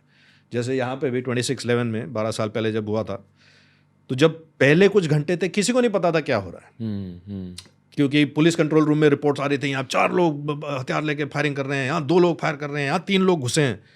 वो सेम 4 लोगों को 15 लोग देख करके अलग अलग इन्फॉर्मेशन दे रहे थे। हैं वही 4 लोग, लेकिन 15 अगर जगह से वो इन्फॉर्मेशन आ रही है तो कंट्रोल रूम वाला ये सोचेगा कि 15x4 पता नहीं 20-25 लोगों का अटैक हो रहा है। तो ये फॉग ऑफ वॉर, ये छोटी सी ऑपरेशन की बात कर रहा हूँ, इमेजिन अ बिग ऑपरेशन, उसमें जितना फॉग ऑफ वॉर होता है और ये जब multi discipline, multi environmental, it becomes even more confusing. So one thing will be for certain, 2-3 things. Future wars will not be decisive wars. ऐसा नहीं होगा कि हमने उनको हरा दिया, मुश्किल है, ऐसी लड़ाइयाँ नहीं होंगी। दूसरा, ऐसा भी नहीं होगा कि लड़ाई शुरू हुई और लड़ाई ख़त्म हो गई, वो चलती रहेगी, no peace no war. And तीसरा, the war will be fought in all the spectrums, अलग अलग स्पेक्ट्रम में लड़ाई लड़ी जाएगी, काइनेटिक में लड़ी जाएगी, नेवी, इकोनॉमिक ब्लॉकेड होगा, इकोनॉमिक लड़ाई लड़ी जाएगी, अलग अलग किस्म की covert war will happen, all of this will happen together. Sir, जैसे लास्ट पॉडकास्ट में आपने कहा था कि आज का यूथ बहुत अलग है as compare to the youth of 80s या यूथ ऑफ 90s। तो जब हमारी जनरेशन या 90s बॉर्न जनरेशन या 2000s बॉर्न जनरेशन जब लीडरशिप रोल्स तक पहुँचेगी, उस टाइम तक पहुँचेगी, तब आपको क्या लगता है, मतलब आर्मी में क्या क्या बदलाव आएंगे तब तक? Do you think, I know बहुत ज़्यादा वाइड क्वेश्चन है ये, पर आपको ये लगता है कि ये बिकॉज ये दोनों जनरेशन ज़्यादा फ्रेंडली होते हैं, आई फील, क्योंकि हमारी एक्सपोजर ज़्यादा हुई है सोशल मीडिया की वजह से, हमारी ग्लोबलाइजेशन ज़्यादा हुई है, हम आई फील कि पूरी जनरेशन थोड़ी ज़्यादा एम्पैथेटिक है, यानी कि एम्पैथेटिक मतलब अलग अलग लोगों के इमोशंस को अच्छे से समझना, ज़्यादा इंसानियत अपने दिल में रखना। क्या आपको ये लगता है कि पीस, दुनिया में शांति ज़्यादा होगी 10 साल 20 साल के अंदर? तो Ranveer, I don't know about कि इस जनरेशन की एम्पैथी ज़्यादा है कि नहीं, वो I won't be able to comment on, but I can tell you, definitely tell you कि दो चीज़ें जो हैं जिससे मुझे लगता है कि हमारा फ्यूचर, और ख़ासकर ये जनरेशन की वजह से हमारा फ्यूचर जो है वो शायद बेटर होगा। मैं बताता हूँ दो चीज़ें। पहली बात, this is a generation which is a inquisitive generation, which is a questioning generation. तो ये तुम्हारा दुश्मन क्यों है भाई? दुश्मन नहीं, इसके दादा ने मारा। यार उसके दादा ने मारा था ना, इसने तो नहीं मारा। नहीं नहीं नहीं, तो समझते नहीं हो, ये अलग किस्म का खाना खाता है। ठीक है, तो फिर क्या हो गया? This questioning generation will try to find out कि मैं इसको क्यों अपना दुश्मन मानूं भाई। आप बोल रहे हो ठीक है, शायद हमारे जनरेशन में वो सवाल ही नहीं पैदा होता था। हाँ, नॉट जस्ट फॉर आर्मी। उन दिनों में तो बोले तुम इंजीनियर बना, ठीक है इंजीनियर बन जाओ, कौन सा वाला बनना है बता दो मेरे को, डॉक्टर बनना है तो बनो, इससे शादी करनी है तो उससे शादी कर लूँ। It was a much more obedient compliant generation, and it was assumed कि अगर ये बताया गया तो, मतलब I think a sentence which parents of our age could use, क्यों?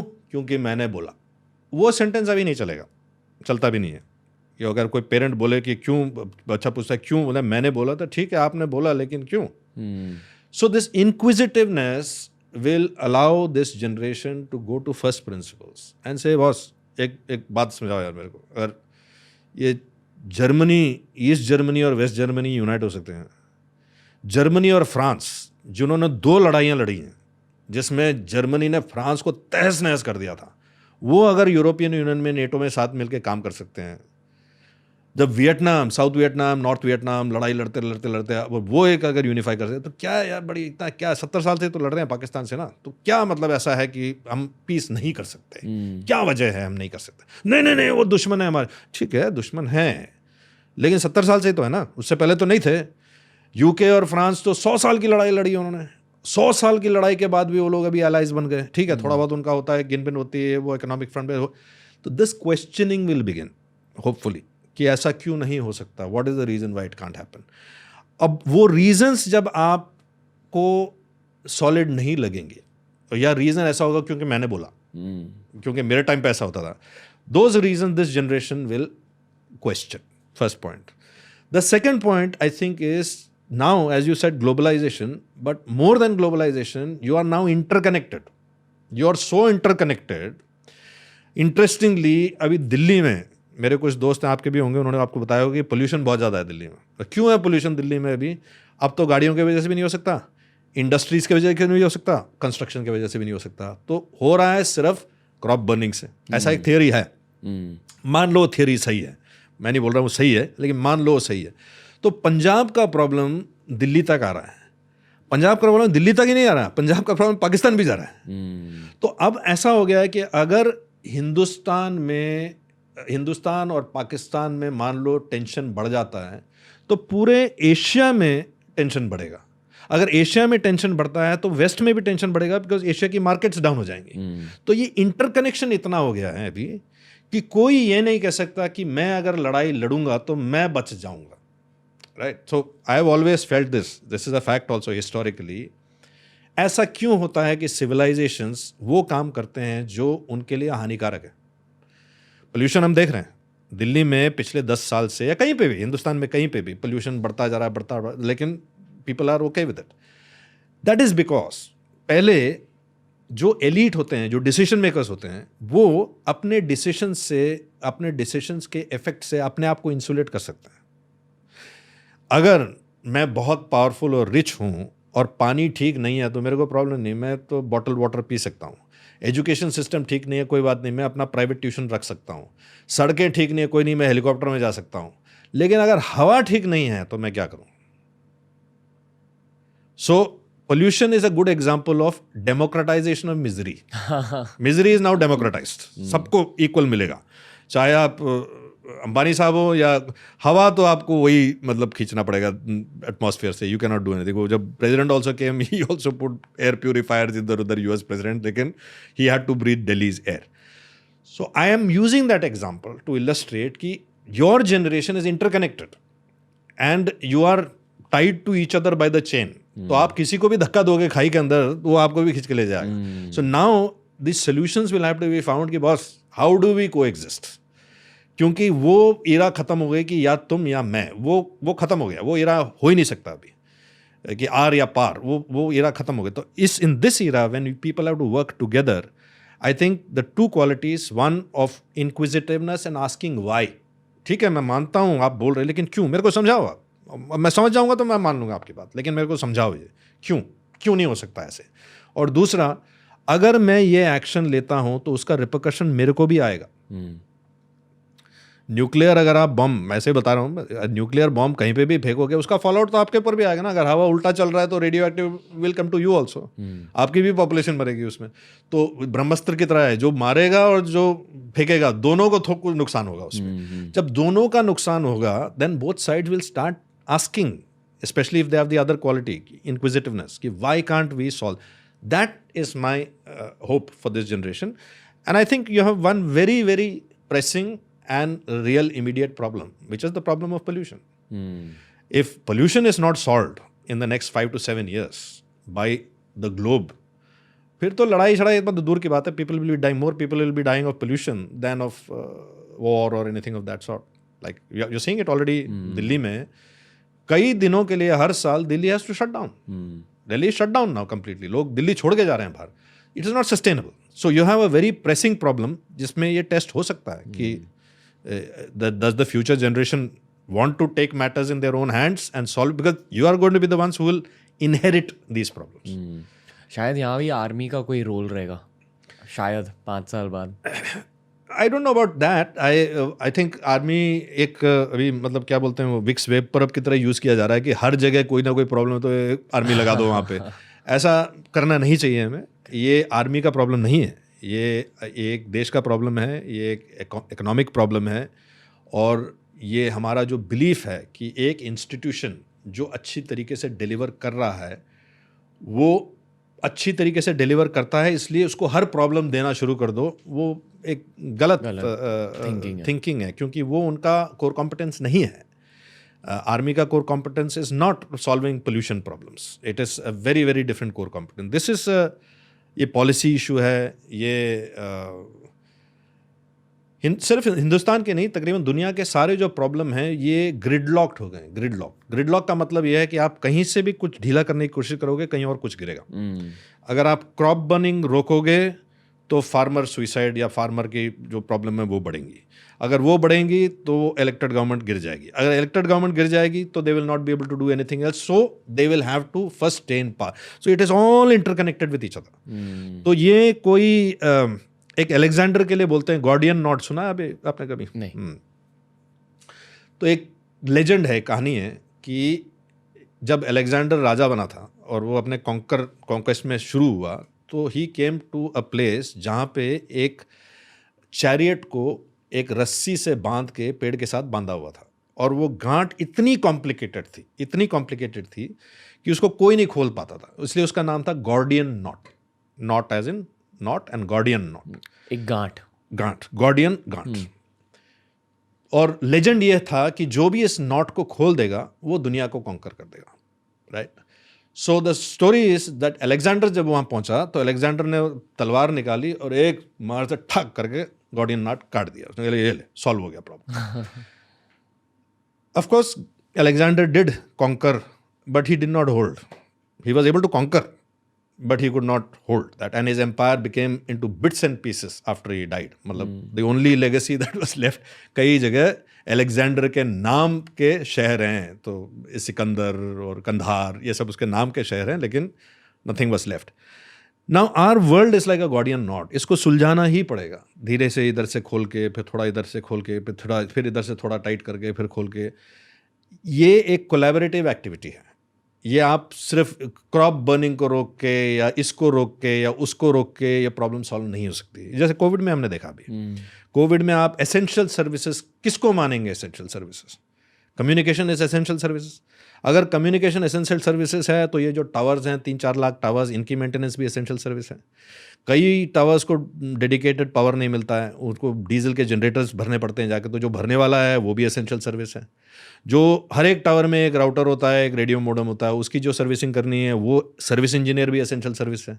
लेकिन वो सर्विस इंजीनियर जिस चमरी में रहता है, जो चाल में रहता है, जो हॉस्टल में रहता है, वो हॉस्टल भी एसेंशियल सर्विसेज है। वो तो खाना अपना पकाता नहीं, रेस्टोरेंट से लेता है तो रेस्टोरेंट। तो यू सडनली रियलाइज कि लाइफ साइलोस में नहीं चलती है, लाइफ एकदम इंटर ग्रिड है। और अब ये ग्रिड इतना टाइट हो गया है कि इसमें अगर थोड़ा सा भी किसी को मूवमेंट करना है, जैसे ट्रैफिक जाम हो जाता है ना कभी कभी बीच में, इधर से भी गाड़ी, उधर से भी गाड़ी, इधर से, उसमें आप जितना मर्जी हॉर्न मारो या ये समझो मेरे पास सबसे बड़ी ट्रक है तो मैं धकेल के निकल जाऊंगा, नहीं निकल पाओगे। उसमें क्या होगा, किसी ना किसी गाड़ी से कोई उतरेगा नीचे। ऐसा ही होता ना, पहले उतरता है कोई, फिर उतर के एक को थोड़ा पीछे करेगा, फिर एक को ऐसे करेगा, फिर उतर, तू निकल, ऐसे करके। That is the way the log jam has to be broken. I think it's a very good metaphor for realizing where we are in the world today, not just in the country. And to solve bigger problems, it'll have to be that suljhane wala solution. It cannot be I will come and I will cut it and that will not work. Because you may cut that, but you will create 20 other problems. So this is a game of patience, and I think that will be one area where the young generation, they have inquisitiveness of questioning the why. They have a realization that all of them are having a common problem. Your Pakistani counterpart, your Chinese counterpart, your Sri Lankan counterpart are breathing the same air. And nobody can say कि ये Pakistani air है, ये Indian air है. You cannot do that. So if the air is dirty, whether it's your enemy or your friend, both of you are going to suffer. So it becomes a mutual enemy. And the mutual enemy hopefully will be bigger than personal enmity. And when that will happen, I think the younger generation, that is the only way out. Yeah, definitely. Captain Raghuraman sir, thank you इस episode के लिए, बहुत मज़ा आया। Definitely आपके साथ और भी एपिसोड कर रहे हैं, आपके हैंडल्स में नीचे लिंक कर दूंगा। मैंने पहले तो सोचा था कि हम एक कॉर्पोरेट लाइफ की बात करेंगे पर ये पूरा आर्मी एपिसोड ही बन गया। बट डेफिनेटली एक कॉर्पोरेट एपिसोड भी करेंगे इसके बाद। Thank you Raghu sir. Thanks sir, thank you very much.